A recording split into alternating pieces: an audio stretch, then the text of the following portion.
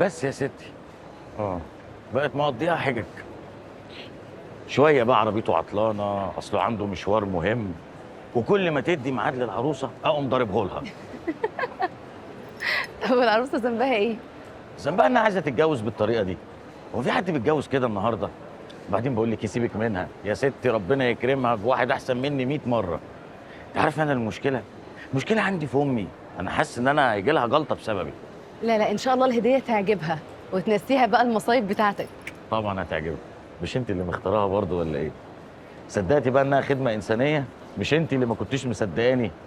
بس الخدمه الانسانيه دي اللي بيعملها لازم يكون متطوع، مش يطلب قدامها غدا وعشاء. وترقيات كمان، يا سلام. انت عارفه مشكلتك ايه؟ ان انا شايف ان انت اكبر من انك تكوني صحفيه صغيره. مش عايزه تطلعي كمان نقابه؟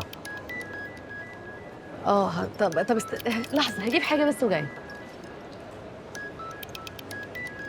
ايه يا سونسو؟ يا كارمن. ايه يا حبيبي؟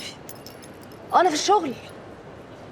لا انا مش قصدي في المكتب، انا يعني في الشغل عامه. فطار وغدا وعشاء في الشغل. انت اساسا نازله الشغل عشان تتسلي، مش عشان تضيع وقتك كله في الشغل. انا بس نزلت اقابل المحاميه عشان موضوع تقرير الطلاق. لا اتعشى انت، انا لسه واكله. ايه؟ بقول لك ايه، مش وقت خناقه دلوقتي.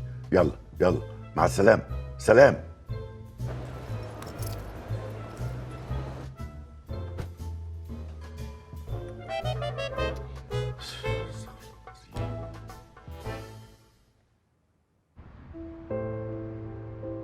كل واحد من حقه يبقى عنده مساحته الخاصة، المكان اللي بيقابل فيه نفسه ويفكر من طرف واحد في نفسه وبس،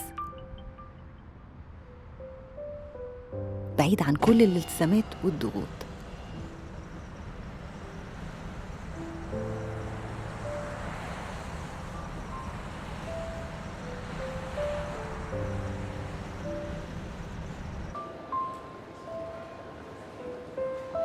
ومش معنى انك بتحب شريك حياتك يبقى مضطر تدخله في كل تفاصيلك وتقبل وجوده في الوقت اللي انت مقرر تكون لوحدك فيه.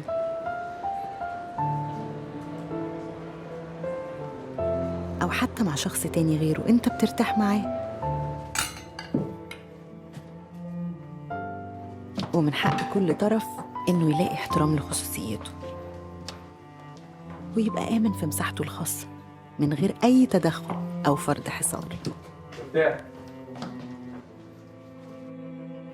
بس خدوا بالكم، المساحة دي لازم يبقى لها أول. بص جرب السلطة دي خطيرة، مش موجودة هنا.